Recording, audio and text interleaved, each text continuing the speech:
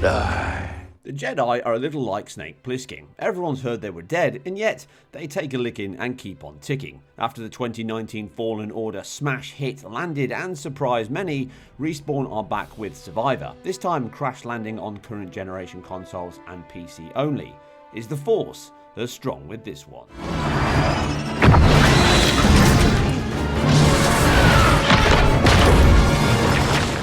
So, kicking off things on consoles, the PS5 and Series X offer two modes, similar to the last generation updates of Fallen Order. These are identical in resolution and settings on PS5 and Series X, although we got Xbox code on embargo day, so this has limited the coverage on the Xbox consoles. Performance mode off, which I'll call quality here, targets 4K output using a close match to the PC when FSR2 quality is engaged. And we see the same 2560 by 1440p counts in this mode, which attempts to reconstruct back to 2160p as often as it can. Image quality is sharp and relatively clean, but thin elements, high frequency contrast, specular can cause shimmer and movement, which the TAA can break up with or struggle at times. The image is certainly better than the last generation updates and that performance mode. Once performance is enabled, this reduces that final output target to 2560 by 1440, but it now targets 60 FPS as a frame rate. Keep that in mind. Now, to do this, the biggest cutback is resolution, which now looks closer to the PC running 1440p FSR2 balanced. Pixel counts come out in this mode under movement around 2048 by 1152, but I did get some lower width counts of around 1152, so this may be jumping between quality, balance and performance in FSR2 modes, or something else is going on. The results are reduced image quality, increased shimmer, sparser shading artifacts on hair and post effects, increased aliasing and overall reduced details and sharpness. But the boost to frame rates and input times is most welcome, aiding controls and combat, a core pillar in this title. Get back here! Not happening! Resolution aside, we see some other reductions for this performance mode. Nothing major, but small reductions can help, such a drastic frame time decrease. Level of detail and foliage is reduced with less shrubs and rocks and more sprite imposters. Reduced tessellation or height maps on the floor, as you can see with the on-screen examples. The rocks and geometry are all reduced triangle count. Shadow maps are reduced one rung closer to medium, which really results in the cascade being one rung down, which in quality mode is closer to PC high, but up close around the player the shadow quality is the same and it only affects by that reduced resolution like many effects in the game. Aside the cascaded shadow maps, the game uses screen space shadows which help improve the solidity of objects and the world, along with ambient occlusion, which can have some disocclusion errors, but they are mostly a great addition to the suite of FX. As are the GPU accelerated particles, again used extensively for all the puzzles, effects, strikes and explosions. Now what is very impactful on performance is the ray tracing, which deploys ray trace reflections, and these are complemented by screen space reflections when the data is on screen, improving the quality. But these run in both modes of quality and performance, but the cost is high, and I will cover that in the PC section. Taking an holistic overall view of the visuals and artistic quality, then this is still true to the original Saga's design and is most certainly an evolution over a revolution coming from Fallen Order. The character models are again of a very high quality and almost Naughty Dog style colour grading and shading style, balancing the line of that uncanny valley well.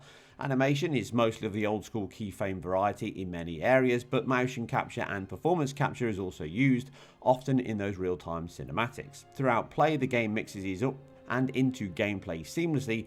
As the team's use of Unreal Engine 4 has improved, you will have certain moments in the story shift into these and out again. No matter which mode you choose though, on consoles they run at 30 FPS and increase into the highest quality, which is great for the performance mode as the improved quality and letterboxing that comes in helps on some of the visual blemishes, but the drop in frame rate does stand out when this happens, and sometimes it can be complemented with some frame time spikes causing additional judder. Compared to Fallen Order, I would say the game's tone and lighting are brighter overall and certainly better, but do not expect a huge leap up from that already stunning title, just a refined and enhanced step forward. One big quality of life option here though is a huge increase in visual quality in the consoles have the same FOV choice as PC, meaning you can go from tight action camera to increase the details or the long wide shot that takes in all the vistas or somewhere in between. As the examples here show, the choices are excellent and really open the game up if you're playing at a desk or on a sofa. Most of the footage and tests here are using the wider FOV as I found that the best choice, but again the choice is there for everyone and that is both useful and very welcome. The animation being inverse kinematic and physics based can cause some strange quirks at times, just like the first title, including running and using force powers, but overall the new dismemberment system is a great addition and you can get some excellent physics based deaths and ragdolls even after they fall on the ground, but they can get cooled occasionally if there's just too many on screen. Let's take him down. I can't wait to kill you. Just you and me, Jedi. We make a good team. And being a Star Wars game, the Ben Burt Sprocket sound system catalogue is rated, and this is possibly the richest and most well-known soundscape in movies, and it works equally, if not more so, in games. Full 7.1 sound systems are treated to another glorious sound palette, and if you lack that, then a good set of 3D headphones will deliver a close match, and also help localization of enemies, which at times can be vast in some of those big group battles.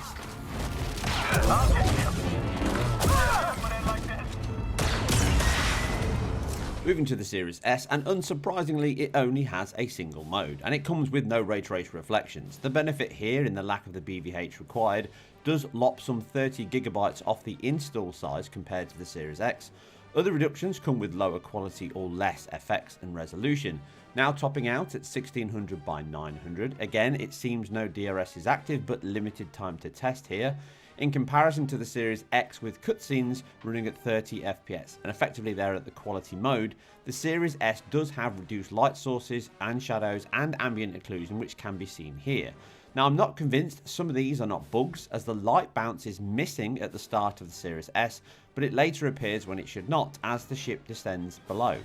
Now even in performance mode, the gameplay lighting and shading quality is reduced or cut back. As you can see with the glowing hair on Series S of Cal, which has an ambient occlusion pass on the PS5 and Series X. In action though, they look close enough both in the real-time cinematics, exploration and battles to appear as a lower, slower version of the performance mode on the bigger consoles. All it takes is a speech, but in there I have other tools at my disposal. Come and get me.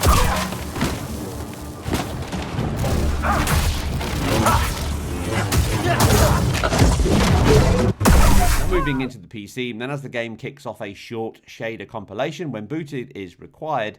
It's standard practice now for DX12 and Vulcan titles, and this is quick, and it seems to resolve most of the shader stutters, but likely not all of them, but more on that later.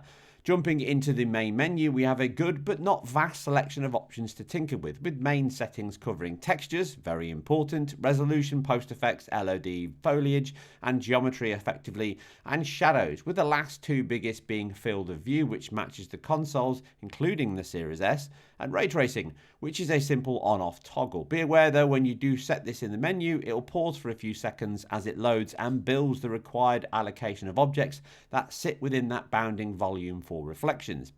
It becomes clear on PC just why all consoles, apart from the S, run ray tracing, as in both modes at least. The current SSR has some serious artifacts and issues causing particles and alpha to ghost heavily in that depth buffer pass, and this creates a very noisy image without ray tracing, showing that ray tracing was likely designed from the start. That said, ray tracing is costly here. On my RX 6800 at 4K FSR2 quality, it costs approximately 43% going from off to on. But the issues with SSR, as shown here, mean it is a very welcome area for large bodies of water. The more diffuse the reflections, such as brush metals, etc., then it can work even better.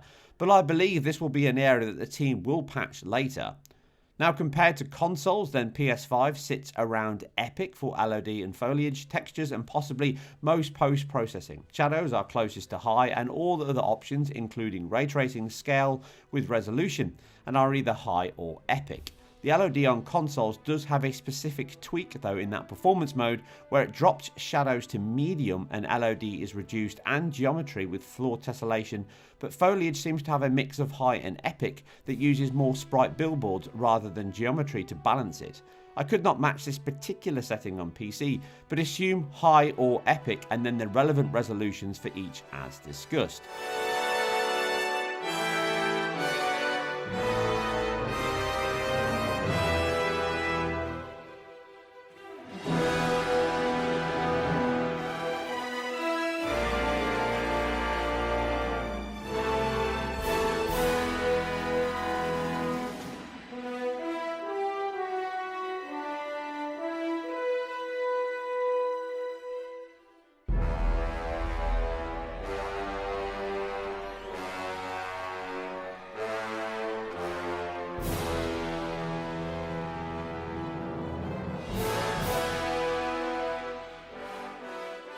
Now regarding performance, then my RX 6800 can be just below 1800p at 1728p using FSR2 quality with some tweaked settings as shown here for optimal performance.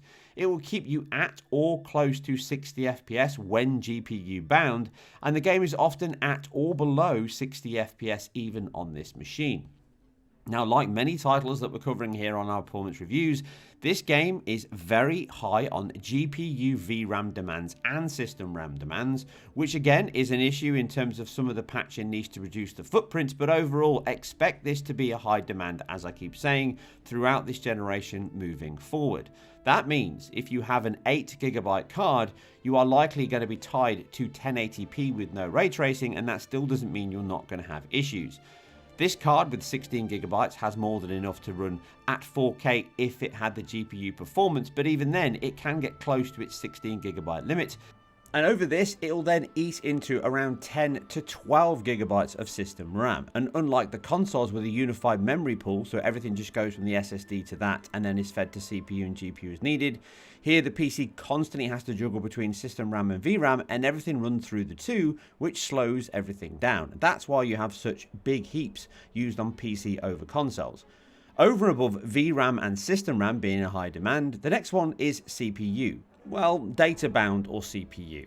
Now I did note any real shader stutters in play are minimal, but it doesn't mean they're not there. The reason I can't be sure is, as per the first game, the data management and streaming can cause stutters at times, and these are felt no matter which machine you have. Even consoles have them, just to a much lesser degree.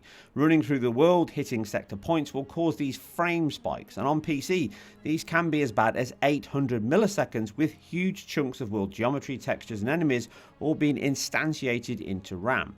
Now, due to the higher CPU and GPU cost on PC, those split pools I've just mentioned, this all has a bigger cost and impact than consoles, which can have a few issues, as you can see in my tests here. Expect them to pop up on the Series S and even the Series X and PS5 throughout the game, even from the starting section. But the larger open-ended planets can have bigger ones though, as the choice of those central hubs means it has to juggle memory and data far more often, which brings us to the overall final piece of performance.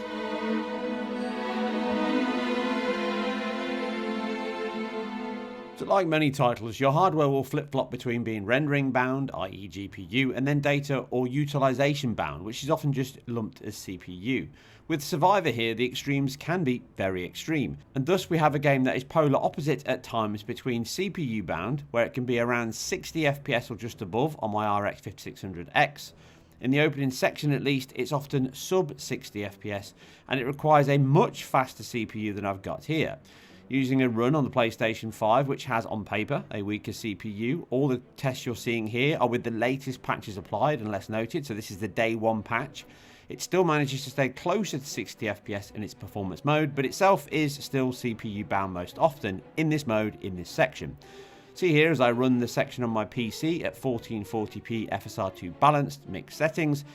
I'm not as close to the PS5 and Series X in terms of performance, but I am in terms of visual quality and output, and it rarely gets any higher than the mid-40s.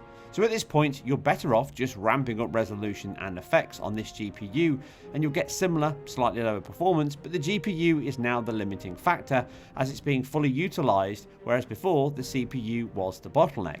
Now this is likely due to all the characters on screen, the AI, the skinning, the animation and more, along with just pure engine and render work, along with, I'm sure, some bugs, because there are some issues in the title where it can hold CPU demands quite high and nothing's going on. As such, be aware that in these sections and some bigger battles later in the game, you can become CPU bound very quickly, and the game really demands a much faster CPU to lock at 60 FPS than I've got here, and above that, I'm not even sure what the requirements would be. Moving into the consoles and taking the quality mode, then PS5 and Series X do a cracking job being fully locked 30 FPS. At this rate, the CPU is never the issue and the game is fully GPU bound. As such, we see a smooth, flat line. And during those stressful sections, both consoles never really break a sweat. However, the streaming stutter of world sector points or jumping into real-time cutscenes can present some small spikes, so be aware it can still dip and judder occasionally, but it quickly resumes and it's never for long periods of time. Later sections may see a few GPU dips, but largely expect this mode on both consoles to be as locked to 30 FPS as you need, and is my recommended choice by and large across the board. Now, performance mode is much like the PC as I've just covered. It can target 60 FPS, but in the opening section, it's often below that and it's almost exclusively CPU bound, with large sections being in the 40s. On top of this, it uses adaptive VSync, so it means it tears in this mode to aid performance, and even with VRR forced on in the menu, as you see here, the game still tears.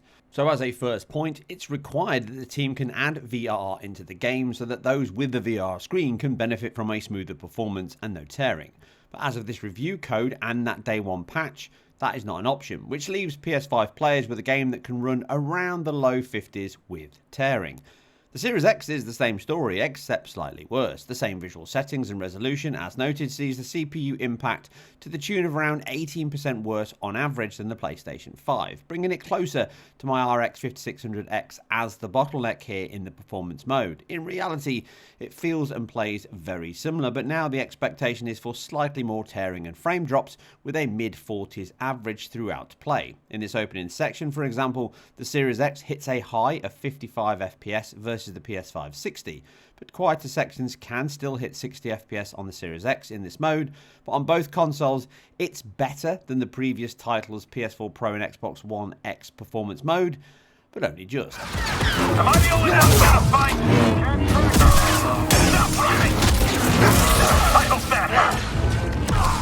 So next up we have the Xbox Series S, and this does a pretty commendable job of keeping to that 30 FPS target throughout. All those reductions notwithstanding, it doesn't really dip in heavy combat at all, and at that 30 FPS rate it's likely not often CPU bound. That said, it does tear in this mode, which it doesn't in the 30 FPS mode on the other two consoles, but it's very occasional, and it does appear to be CPU data bound when it does. You can get a couple of dips and tears in the real-time cinematics as well, which likely point to a GPU issue, but predominantly the little dips and stutters you'll get will be those streaming sections you get on every machine and console under the sun. So overall, the Series S is a pretty decent way to play this cracking Jedi Survivor title, even if it does have quite a few sacrifices again for a next generation console in terms of no ray tracing, low resolution, and only a 30 FPS mode.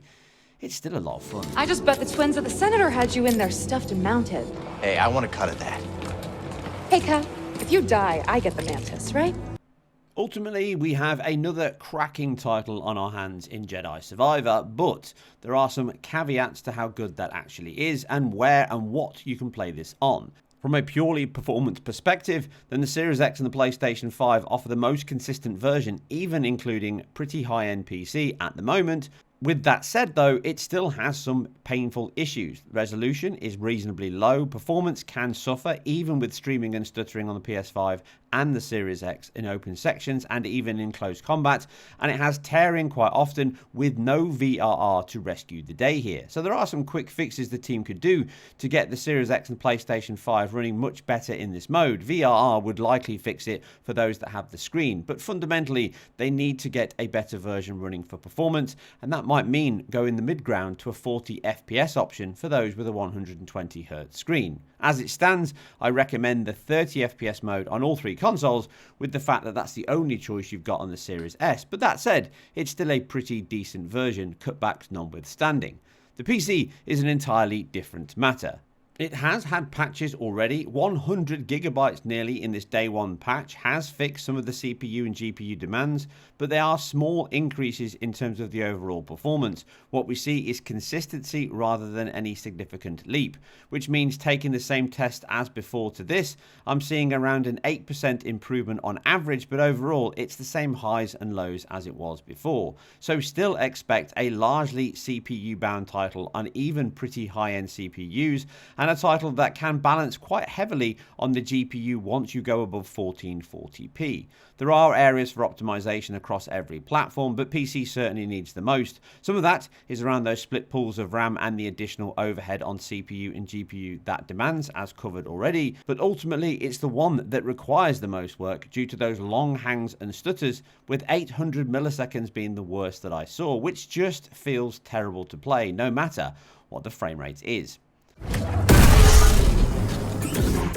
It's a great shame that these issues will distract from a title that is absolutely superb in every other form. My recommendation is 30 FPS even on PC, although that won't mitigate those stutters, it does help the game overall. But that's it for another deep dive into game technology, the forces of the Jedi, the good versus evil, console versus PC. Remember, if you like what we do here on IGN Performance Reviews, then keep it IGN, and we'll catch you on the next one.